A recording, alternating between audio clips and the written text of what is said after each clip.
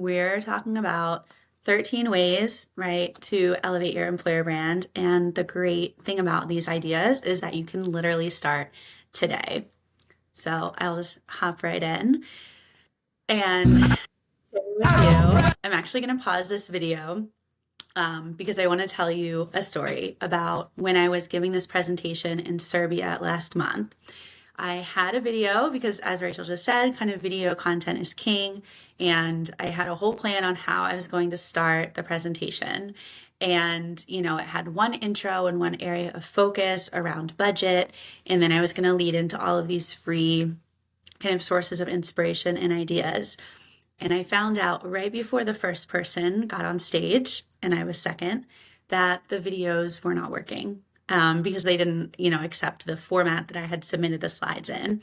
And so I had to sit through one person's presentation and think, how am I going to completely adjust my presentation to 600 people, literally internationally, and come up with something that's kind of captivating? And the first person did such a good job. And I was sitting there like, oh my gosh, what do I say? What do I say? And I just thought back to something I'd seen literally the day before while scrolling Facebook mindlessly. And that's how I'm going to start this with you all today. So I saw a post, and it was a screenshot from like a Ring camera of someone's kids playing Ding Dong Ditch, where, you ring a doorbell and you run away. And I remember like scrolling through the comments, and they were so polarizing, and people had such strong thoughts. And my thought wasn't what I would do as a homeowner. It was, I would never have even thought about doing that as a kid. And why this is relevant is because as a child, I was raised in a really, really strict household. My parents are wonderful, but they were and are super, super strict. And so the question, what if, wasn't one of curiosity or wonder or even like excitement. It came from a place of like fear and concern in the unknown. So I would never have asked myself as a kid, oh, what if I were to ring doorbells and run away, because I didn't want to get in trouble. So it never would have occurred to me to do that because of how I viewed the answer to the question, what if? I didn't want to find out. And I think that's where, as employer branders and HR professionals, we sometimes get stuck because we ask the question, what if? And it comes from a place of fear or concern. And really, it should come from a place of curiosity and excitement and anticipation when we think, what if? So what if we? And that's what today's, talk is based on. So we are going to fly through these together and really ask ourselves, so what is an advocate? We talk a lot about brand advocacy. That's always a hot topic in employer brand, but really, what is it? And this is what it's not. These are copies and pastes from a library, and these are what I would call program participants. So program participants, like I just said, they're people who cut and paste. And sometimes that's the maturity level of your organization, and that's how far you can get. And sometimes you can push a lot further. It's up to you, your knowledge, your skill set, your interest level, and that of the company as well. But what we're looking to do is build true brand advocates, which are very different from program participants.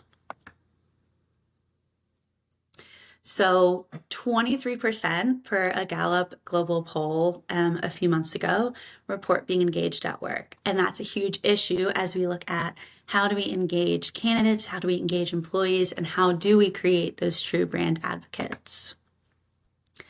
So in order to kind of solve how do we create brand advocates, we really need to understand, well, what contributes to building brand advocates. And it's not a library of copy and paste content. It's all of these things and so much more.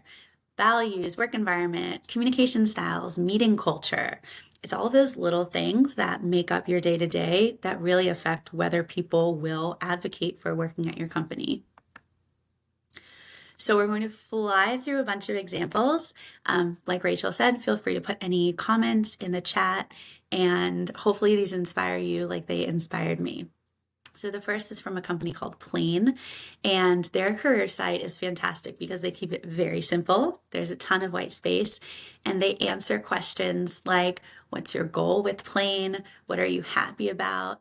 And then they dive into what's something you're less happy about and what's the biggest mistake you've made since starting the company.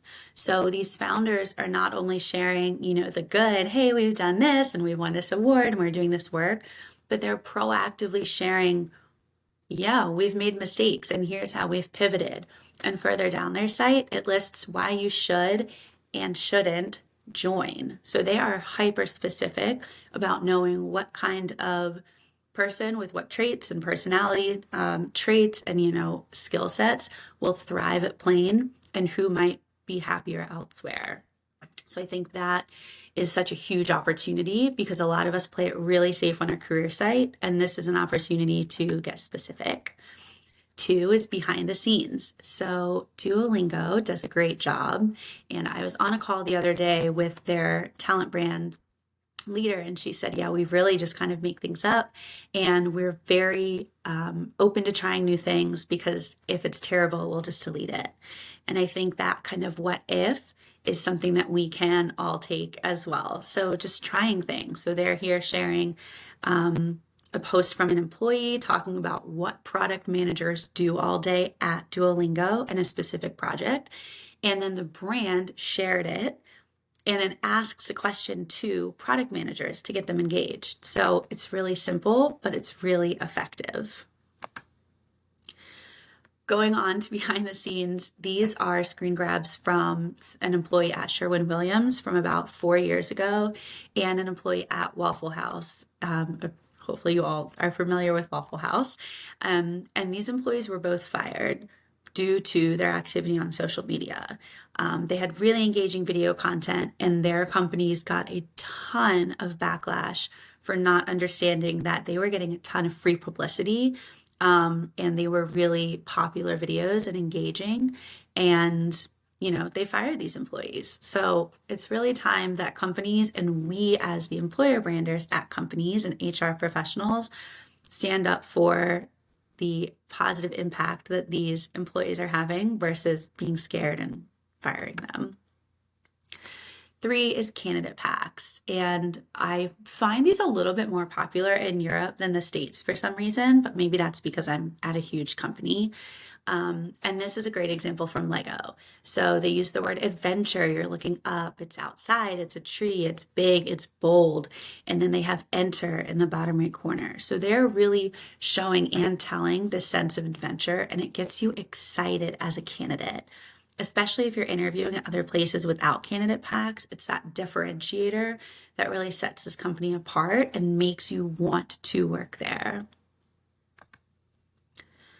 This is another candidate pack from a company in Europe. And what I like about this is they get really tactical. So think about a time where you came with a question and it wasn't answered and you didn't know where to go because you were new and you didn't know anyone. And they get very specific. What should I wear? Do I need to bring anything? And if you've never wondered what to wear in an interview, I want your confidence or your closet, because we've all asked ourselves that. What's the vibe? Is it casual? Is it formal? Should I overdress for the interview? And they get really specific, saying the team you'll be meeting will be wearing jeans and t-shirts. So that alleviates stress so that you, as the candidate, can focus on the interview versus your outfit. 4 is a handbook. So we're still kind of moving from that candidate to employee experience. And you're saying, you're getting back to that tactical kind of answering. So what if I screw up?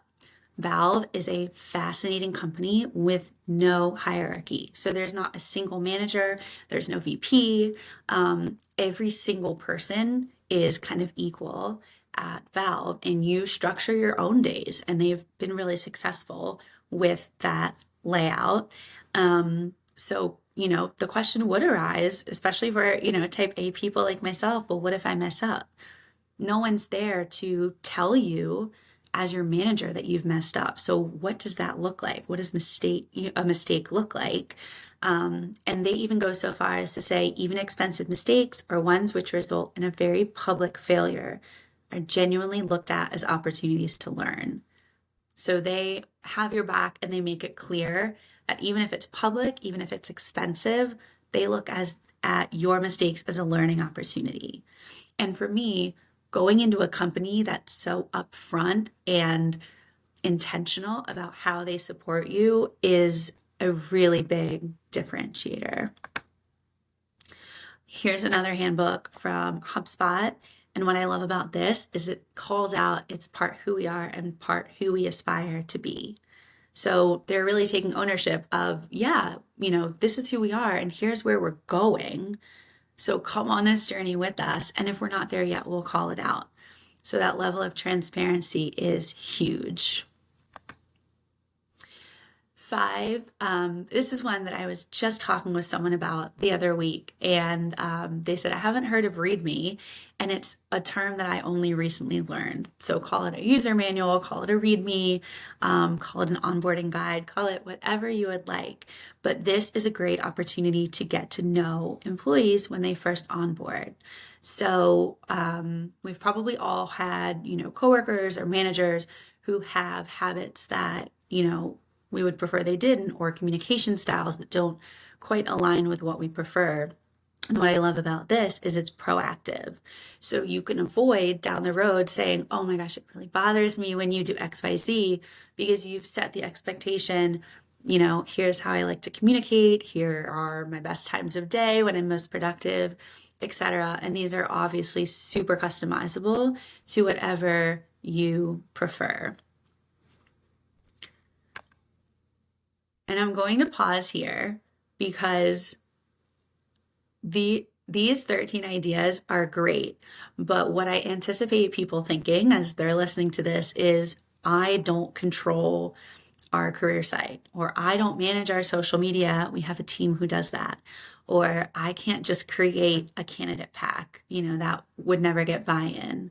And I've been at a huge organization. I've worked at tiny orgs, and I hear that feedback. But the great thing about this is you can send Duolingo's social to your team. I'm sure they're already aware of it, but, just say, hey, I love this tactic. Is this something we've considered in the past, or could we? And just come from a place of curiosity, like I'm sure you already do, and try to partner with teams to provide influence and shifts, like mindset shifts, to get closer to what can be really impactful for your organization.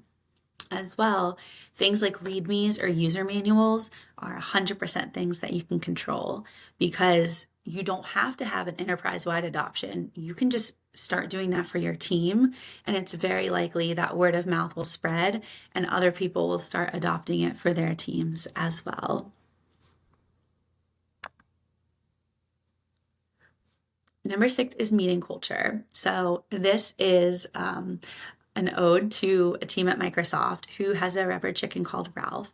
And what they do is kind of what, we did in kindergarten, and whoever's holding Ralph is the one who can speak.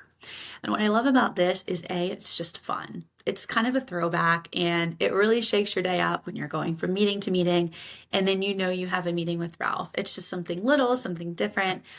And what I also love about it is that if you are sitting in a meeting and one person is holding a rubber chicken, you not only have that audible, oh my gosh, this person's been talking for the last 10 minutes and it's a 30-minute meeting, but you have kind of an easy way to say, hey, so-and-so hasn't had Ralph, instead of saying, hey, so-and-so hasn't gotten a chance to speak. I think it's just a more fun, kind of lighthearted, easy way to say, hey, like throw Ralph over here, versus please stop talking. So not all of these have to be monumental. They can be really small ways to build advocates, because you can bet that if people go to a meeting at a company like Microsoft with a rubber chicken, they're going to talk about it. Number 7 is policies. So this is way less fun, but it's honestly really huge. I worked at a company in HR where I couldn't find the employee handbook, and I looked for over 2 hours. I then enlisted 2 colleagues to help me and said, do you know where the employee handbook is? They both looked and they couldn't find it. So that obviously was a hugely negative experience. I did tell people about it, especially working in HR, and shared my frustrations with how we were organized or not organized. So even something as simple as organizing your policies and making them easy to read and understand, and having a clear email at the bottom, with who to ask questions to, can be really impactful. I know it's boring, but sometimes boring is an opportunity. Number 8 is innovation time. So I'm sure you're all familiar with Google's innovation time, their 10%. 3M had one as well, and that is where the Post-it came from, which is a pretty infamous story, as well as things like Google Map and Gmail. So this is another great example of, if you don't have the authority to say, hey, our company is going to test or pilot, a 5% innovation time enterprise-wide, maybe that's not the best way to do it. Maybe you should just try it on your team. And the great thing about this is you don't have to make a big announcement. You can just try, hey, take 5%, work on some projects, let's regroup and talk about how it went, and if we want to scale this or share it, or scrap it. So I love this example because it can really be modified to fit the needs of your team and your company. And who knows what can come from it that you all can share externally and really build that employer brand reputation. Number 9 is recognition opportunities. So this is from a company called Change Engine, and it's just basically an alternative to Canva or PowerPoint, and you can put in different, events, images, image styles, text tones, and they will just populate a little digital card for you. And one of the areas I think a lot of companies miss or don't put enough weight on is recognition and appreciation. Across my entire career, that's been one of the themes that every company has called out on internal surveys, external, sentiment sites. So don't sleep on small,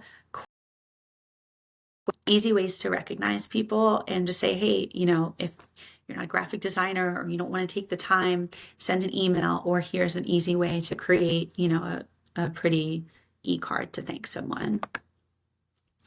Number 10 is salary transparency, and Buffer is one of my favorite examples across all of employer brand.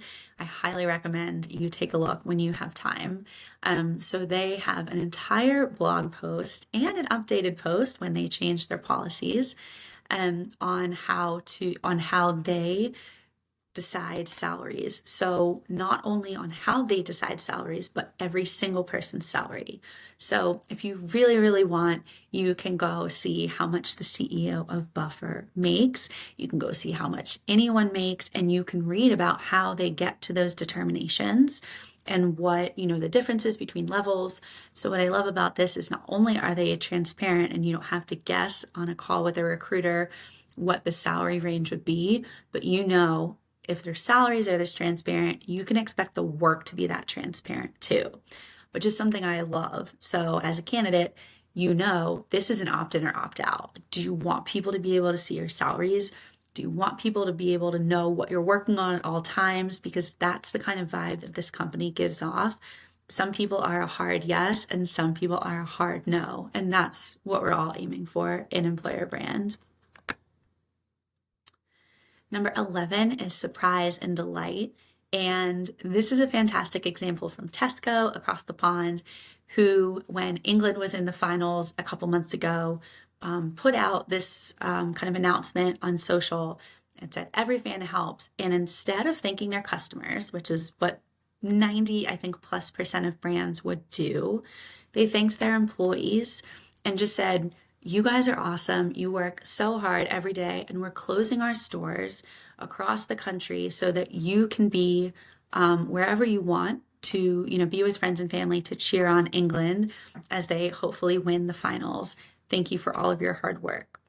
And I think we underestimate, especially with, frontline employees sometimes, how much that, again, appreciation and time off really, really makes a difference. And you will have people sharing with their friends, yeah, my company gave me the time off. then those friends will become interested and say, where do you work? Because I don't have the day off. So again, don't sleep on things like this either. And the positioning is really crucial because they came across really authentic. And I think this probably had a huge effect with employees. Number 12 is an intern yearbook. This came from a conversation. I wish I could remember whose idea it was, but essentially every summer they compile pictures of their interns and do a quick, snippet on like where they're from, what they're studying, and what department they're interning in. And I think you can even replicate that at the end of the summer if you want to do superlatives, have them do that for each other. You can also send them to, you can do a video version. I think that would be really fun. And obviously Gen Z, Gen Alpha would be all about that. And then, send it out to your company and encourage people to connect with people in different departments or people from their alma mater. So I think this idea has a lot of legs and personalization for what would work for your company. And then lastly, alumni. This is an idea that I absolutely love from Innocent Drinks Company. And if you go back to thinking about when you were looking at colleges, or maybe you have kids looking at colleges, one of the main things or big things that colleges and universities highlight is their alumni, and they love to brag about them and show them off. And that's not something companies really ever do because the thinking is, oh, they left. Well, yes, they left, but they were so prepared to be successful in their next step because of, or in part because of their time at your company. So Innocent Drinks just turned that on its head and said, we're going to celebrate our alumni. And they have an entire page where they just have 2 to 3 sentences about some of their successful alumni. And it really kind of shows an appreciation for past employees and their time there and celebrating their success instead of, some companies will almost villainize people when they leave and blame things on them. And they really take a different approach. So, all right, flying through here. In review, a couple resources I would highly recommend checking out are Valve's Employee Handbook. It is not to be missed. Plain's career site is a really quick thing to check out. And then Buffer's Salary Transparency blog.